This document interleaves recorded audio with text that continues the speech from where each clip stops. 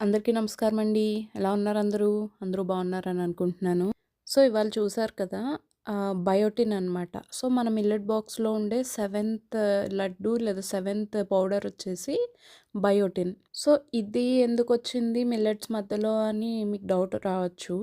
So, ఏంటంటే millets అన్నీ like గట్‌కి support చేస్తూ ఒక్కొక్క బాడీ పార్ట్‌ని క్లెన్స్ చేసుకుంటూ వస్తాయి. సో, సెవెంత్ డే బ్రేక్ అని చెప్పాను కదా! బ్రేక్ అంటే మీరు ఫుడ్ తినకుండా అలా ఏమీ ఉండాలి అని కాదు.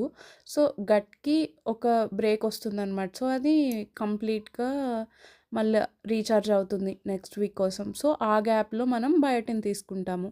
సో, బయోటిన్ వల్ల మనకి హెయిర్ గ్రోత్ కానీ, స్కిన్ గ్లో అవ్వడానికి కానీ, హెయిర్ ఊడిపోకుండా ఉండడానికి కానీ చాలా హెల్ప్ అవుతుంది. సో, అందుకోసం అనేసి సెవెంత్ డే బయోటిన్ ప్యాక్‌ని పెట్టాము.